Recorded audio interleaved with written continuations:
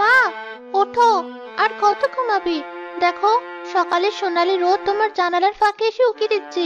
তোমার প্রিয় শিউলি ফুলের গন্ধ ভেসে আসছে বাতাসে। ওঠো না মা, শুধু একবার আমার দিকে তাকাও। আমি তোমার জন্য গরম দুধ এনেছি।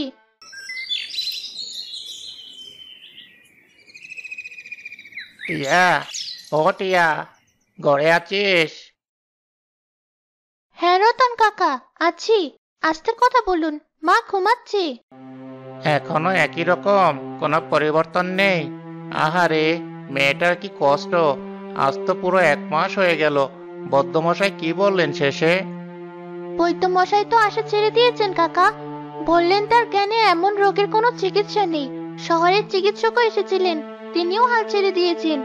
বললেন জীবনে এমন রোগী তিনি দেখেননি, যার শরীরে কোনো ক্ষত নেই, কষ্ট নেই, অথচ সে গভীর ঘুম থেকে জাগতেই পারছে না। বড়ই আশ্চর্যের কথা। আমি বলি কি, আর চেষ্টা করে কি হবে? যা হওয়ার তা তো হবেই। তুই নিজের দিকে খেয়াল রাখ। এভাবে না খেয়ে না দিয়ে থাকলে তুইও তো অসুস্থ হয়ে পড়বি। এ কি বলছেন কাকা? মা আমার সব। মাকে ছাড়া আমি বাঁচবো কি করে? আমি শেষ পর্যন্ত চেষ্টা করব। নিশ্চয়ই কোনো না কোনো উপায় আছে। পাগলি মেয়ে, উপায় থাকলে কি আর বৌদ্ধ চিকিৎসক তা খুঁজে পেত না? শোন, আমি বরং মরলের সাথে কথা বলি। তোর আর তোর মায়ের ভবিষ্যতের জন্য একটা ব্যবস্থা তো করতে হবে। আমার কোনো ব্যবস্থার দরকার নেই কাকা। আমার শুধু আমার মাকে ফেরত চাই। আপনি এখন আসুন দয়া করে। আমি মায়ের কাছে একটু একা থাকতে চাই। যা ভালো বুঝিস কর, কিন্তু বেশি বাড়াবাড়ি করিস না। নিজের শরীরের দিকেও নজর দিস।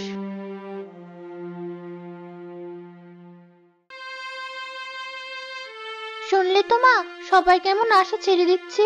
কিন্তু আমি ছাড়িনি। তুমি চিন্তা করো না মা, আমি তোমাকে ঠিক সারিয়ে তুলবো, যেভাবেই হোক। আমি জানি তুমি আমার কথা শুনতে পাচ্ছ।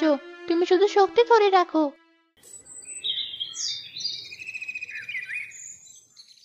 টিয়া, এসেছিস?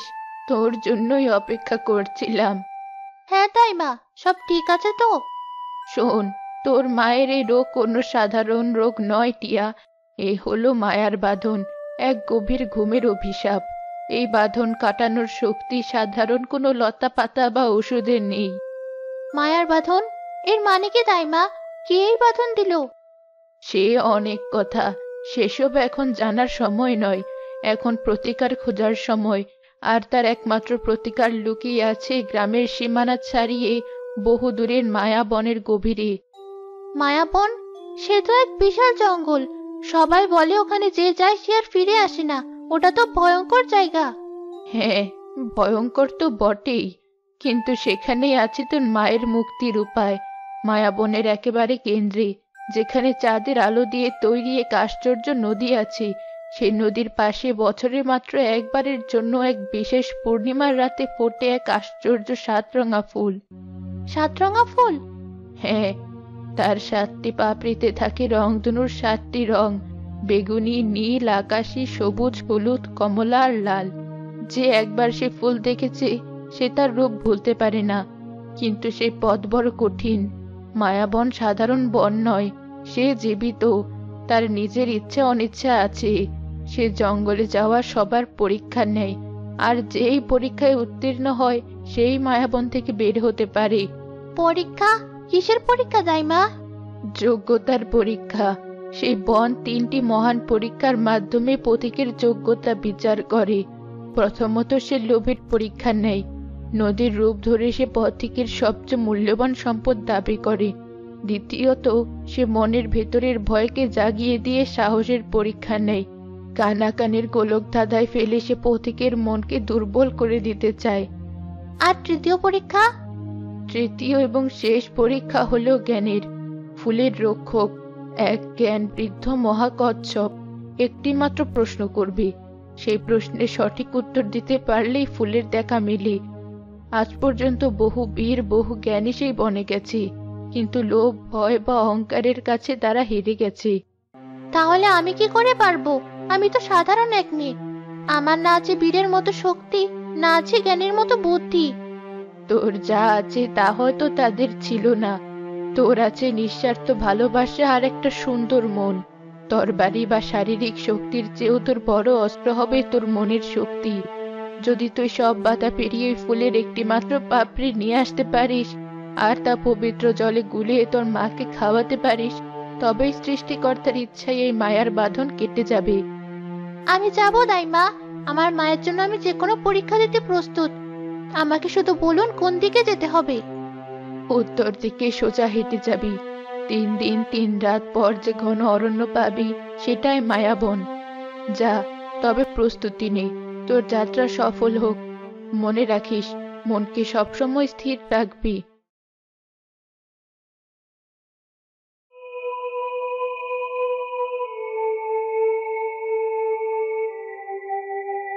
এই তাহলে মায়াবন।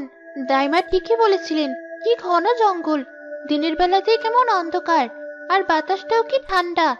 একটাও পাখির ডাক নেই, শুধু পাতার মর্মর শব্দ, যেন হাজার হাজার লোক ফিসফিস করে কথা বলছে।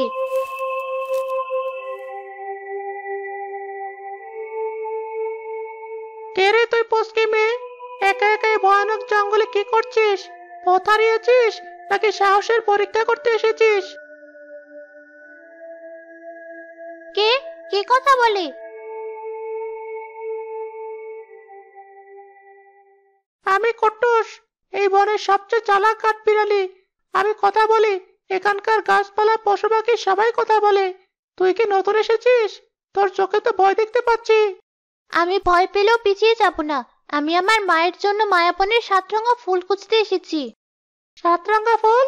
তোর সাহস তো কম নয় মেয়ে। তোর আগে কত রাজা মহারাজা বীর যোদ্ধা এসে খালি হাতে ফিরে গেছে, কেউ বা চিরদিনের জন্য হারিয়ে গেছে। তুই কোন সাহসে এসেছিস? আমি সাহসে আসিনি, আমি ভালোবাসা নিয়ে এসেছি।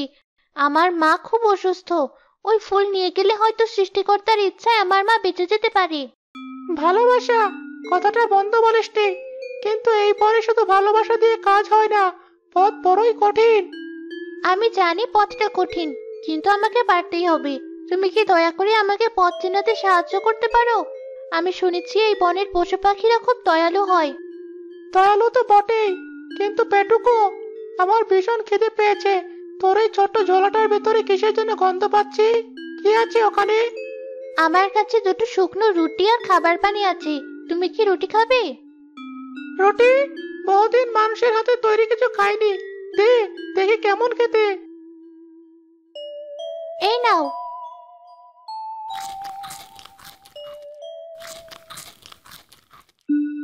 বাহ, দারুণ স্বাদ তো। ঠিক আছে, তোর মনটা ভালো, আমি তোকে পথ দেখাবো। চল আমার সাথে, কিন্তু আমার কথা অক্ষরে অক্ষরে পালন করতে হবে। আমি তোমার সব কথাই শুনবো কাঠবিড়ালি। তাহলে চল, আর মনে রাখিস, এই বনে চোখ যা দেখে আর কান যা শোনে তা সবসময় সত্যি হয় না। এখানে সবচেয়ে বেশি বিশ্বাস করতে হয় নিজের মনকে আর নিজের ভিতরে থাকা ইচ্ছা শক্তিকে।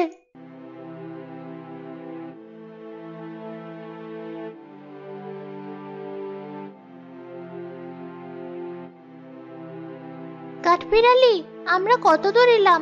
আমার পা দুটো আর চলছে না। এসে গেছি প্রায়, ওই যে সামনে দেখছিস, ওটাই প্রথম পরীক্ষা।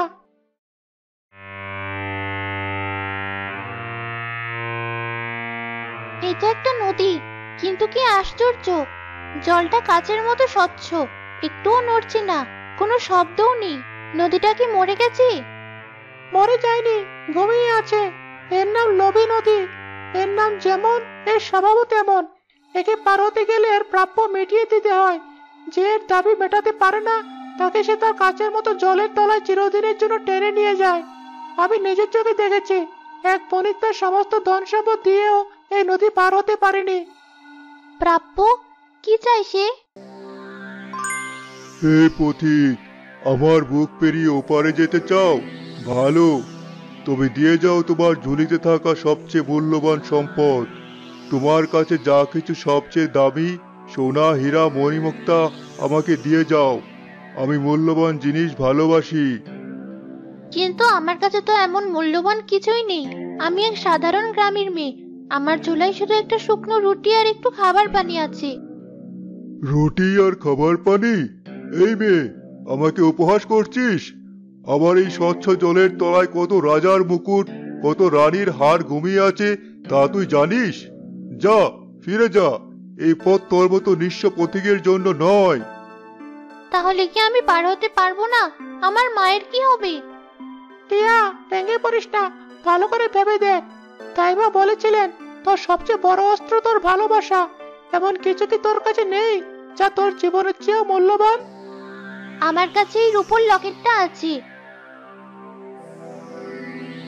রূপোর লোকের?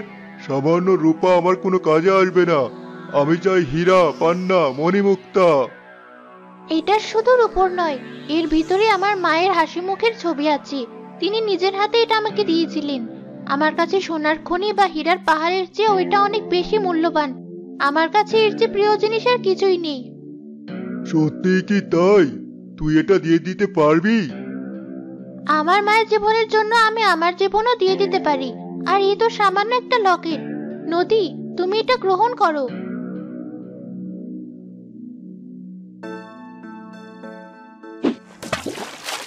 টিয়া, কি করলি তুই? ওটা তো তোর মায়ের শেষ স্মৃতিচিহ্ন ছিল। আশ্চর্য! এই মেয়ে, তোমার মূল্যবান সম্পদের চেয়েও তোমার ভালোবাসার ত্যাগের শক্তি অনেক বেশি। তুমি লোভকে জয় করেছো নিঃস্বার্থ ভালোবাসা দিয়ে। আজ বহুদিন পর কেউ আমার লোভকে হারাতে পারলো। আমি তোমার পথ আটকাতে পারি না। যাও, তোমার পথ সহজ হোক।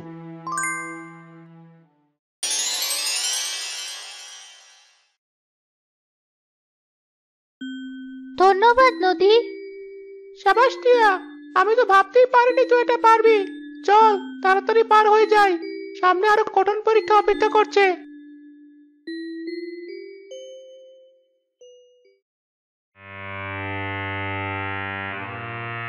কাঠবিড়ালি, এই জায়গাটা এমন অন্ধকার কেন? গাছগুলো কেমন যেন অদ্ভুতভাবে জড়িয়ে আছে। আকাশটাও দেখা যাচ্ছে না। আর এই কুয়াশা কোথা থেকে এলো? এটাই দ্বিতীয় পরীক্ষা টিয়া, কানাকানির গোলক দাদা।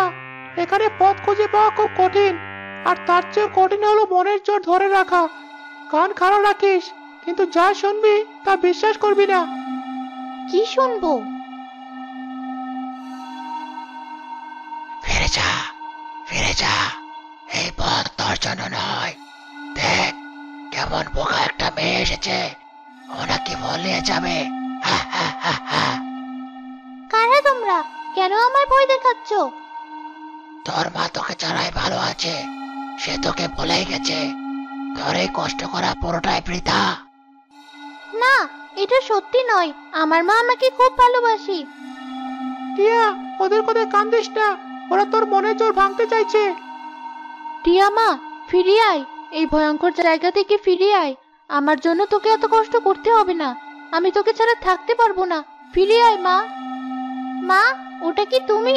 তুমি আমায় ডাকছো? কাঠবিড়ালি, ওটা আমার মায়ের গলা। আমি যাবো। না টিয়া, ওটা তোর মা নয়, ওটা মায়া। ওরা তোর দুর্বলতার সুযোগ নিচ্ছে। চোখ বন্ধ কর টিয়া, শক্ত করে চোখ বন্ধ কর। আর তোর মায়ের আসল মুখটা মনে কর। এই মায়ের ডাক শুনিস না? আমার মা আমাকে কখনো বিপদের মুখ থেকে ফিরে আসতে বলতো না। সে আমায় সাহস দিত। তোমরা মিথ্যেবাদী। তোমরা আমার মা নাও। এটা তো খুব চালাক। আর মনের জোর ভাঙা যাচ্ছে না। আমাকে ভয় দেখিয়ে কোনো লাভ নেই। আমার মায়ের জন্য ভালোবাসা আমার সবচেয়ে বড় শক্তি। তোমরা আমার পথ আটকাতে পারবে না।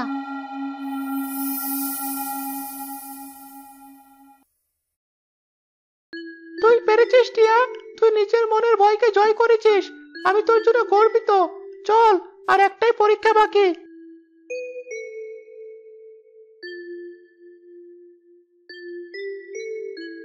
কাঠবিড়ালি, ওই দেখো, কি সুন্দর একটা দিঘি। জল থেকে কেমন নীল আলো বের হচ্ছে। আর ওই তো দিঘির মাঝখানে সে 7 রঙা ফুল। হ্যাঁ টিয়া, তুই তোর গন্তব্যে পৌঁছে গেছিস, কিন্তু তাড়াহুড়ো করিস না। দেখ, ফুলের নিচে যে পাথরটা আছে ওটা সাধারণ পাথর নয়।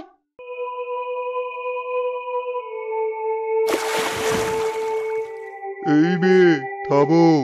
আমি এই ওষুধে ফুলের রক্ষক, জ্ঞান বৃদ্ধ মহাকচ্ছপ। যুগ যুগ ধরে আমি একে রক্ষা করে আসছি। আমার অনুমতি ছাড়া এই ফুলে কেউ হাত দিতে পারে না। দয়া করে মাফ করবেন বৃদ্ধ কচ্ছপ। আমি আপনাকে বিরক্ত করতে আসিনি। আমি জানি তুমি কেন এসেছো। তোমার আগেও অনেকে এসেছে।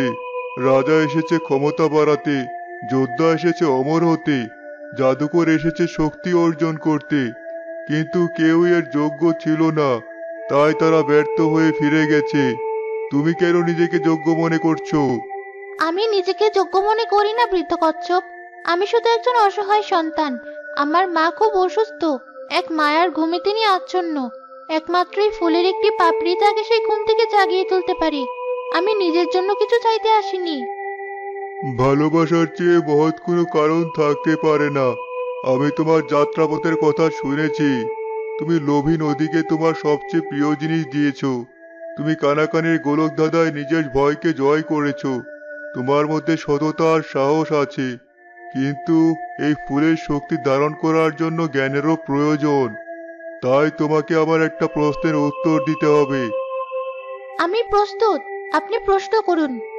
তাহলে শোনো, আমার প্রশ্ন হলো, এই পৃথিবীর সবচেয়ে শক্তিশালী জিনিস কি? ভেবে উত্তর দিও। ভুল উত্তরে তুমি চিরদিনের জন্য এই দিঘির পাথর হয়ে থেকে যাবে। সবচেয়ে শক্তিশালী জিনিস ক্ষমতা, অর্থ, জ্ঞান। টিয়া, সাবধানে উত্তর দিস। বৃদ্ধ কচ্ছপ, আমি অনেক ভেবেছি। আমার মনে হয় পৃথিবীর সবচেয়ে শক্তিশালী জিনিস হলো দয়া আর করুণা। করুণা? কেন এমন মনে হলো তোমার? ভালোবাসা বা সাহসের কথা কেন বললে না? তরবারির শক্তি, ঝড়ের শক্তি বা পর্বতের শক্তির কথা কেন বললে না? কারণ তরবারি আঘাত করতে পারে, কিন্তু ভাঙা মন জোড়া লাগাতে পারে না। ঝড় সবকিছু ধ্বংস করতে পারে, কিন্তু নতুন কিছু সৃষ্টি করতে পারে না। সাহস হয়তো ভয়কে জয় করতে পারে, জ্ঞান হয়তো অনেক বড় রহস্যের সমাধান করতে পারে, আর ভালোবাসাও হয়তো অনেক বড় ত্যাগের জন্ম দিতে পারে। কিন্তু দয়া বা করুণা একমাত্র জিনিস যা একজন শত্রুকেও বন্ধু বানাতে পারে, যা কঠিন হৃদয়কে মোমের মতো নরম করে দিতে পারে।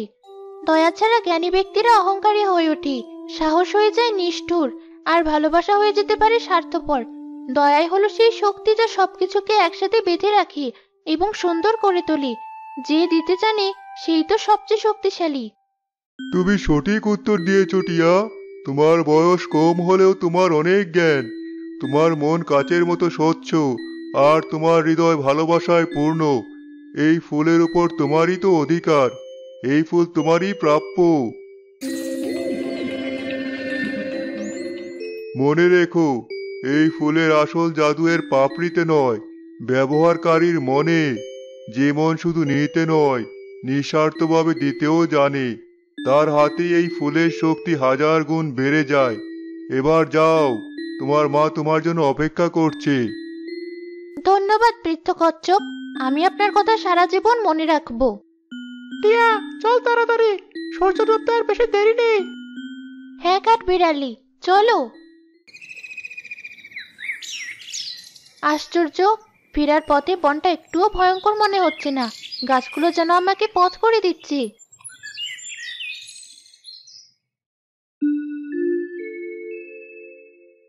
মা, মা, আমি ফিরে এসেছি। তোমার জন্য ওষুধ নিয়ে এসেছি।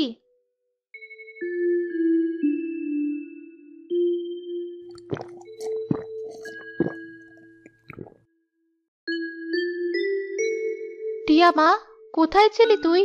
আমি কোথায় ছিলাম? মা, মা, তুমি চোখ খুলেছো? তুমি আমাকে চিনতে পারছো? আমি এখানেই ছিলাম, তোমার কাছে। আমার শরীরটা এমন দুর্বল লাগছে কেন? মনে হচ্ছে যেন বহুদিন পর ঘুম থেকে উঠলাম। তুমি ঘুমিয়েছিলে মা, পুরো 1 মাস, কিন্তু এখন সব ঠিক হয়ে গেছে।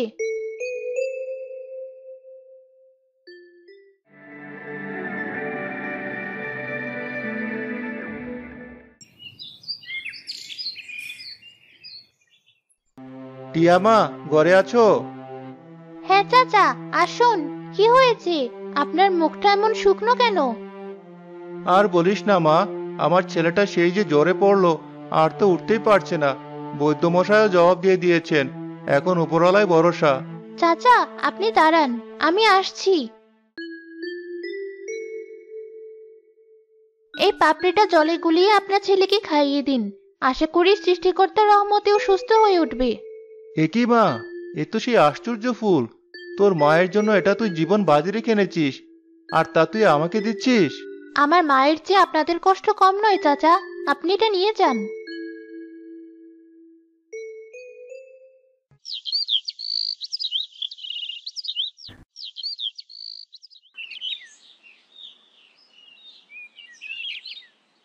টিয়া মা, শুনলাম তুই নাকি সবাইকে সাহায্য করছিস। দাদু আপনি আসুন, ভেতরে আসুন। আমি তো চোখে তেমন দেখতে পাই না মা, 1 বছর হলো সব অন্ধকার। তোর আনা ফুলের কি কোনো গুণ আছে যা আমার এই চোখের অন্ধকার দূর করতে পারে? আমি জানি না দাদু, কিন্তু চেষ্টা করে দেখতে তো কোনো ক্ষতি নেই। এই পাপড়িটা আপনি চোখে লাগিয়ে দেখুন। টিয়া, তুই তো প্রায় সব পাপড়ি বিলিয়ে দিলি, আর তো মাত্র একটা বাকি। তোর নিজের জন্য তো কিছুই রাখলি না। সবার মুখে হাসি দেখার চেয়ে বড় আনন্দ আর কি আছে কাঠবিড়ালি? একটা পাপড়ি যথেষ্ট। এ কি কাঠবিড়ালি, দেখো কি আশ্চর্য! কি হয়েছে? তবে দেখো, আমি যেখান থেকে পাপড়িগুলো ছিঁড়ে নিয়েছিলাম সেখানে আবার নতুন কুড়ি গজিয়েছে। বলিস কি? এ তো ভারী আশ্চর্যের কথা। আমি এখন বুঝতে পারছি কাঠবিড়ালি, বৃদ্ধ কচ্ছপ ঠিকই বলেছিলেন। এই ফুলের আসল জাদু এর পাপড়িতে নয়, ব্যবহারকারীর মনে। একে যত অন্যের মঙ্গলের জন্য ব্যবহার করা হবে, এর শক্তি তত বাড়তে থাকবে। ভালোবাসা আর দয়া বিলিয়ে দিলে কখনো ফুরিয়ে যায় না, বরং বহুগুণে বেড়ে ওঠে। তুই ঠিকই বলেছিস টিয়া। তুই শুধু তোর মাকে বাঁচাসনি, তুই পুরো গ্রামটাকে বাঁচিয়েছিস। তুই শিখিয়ে দিয়েছিস পৃথিবীর সবচেয়ে বড় শক্তি হলো নিঃস্বার্থ ভালোবাসা ও করুণা।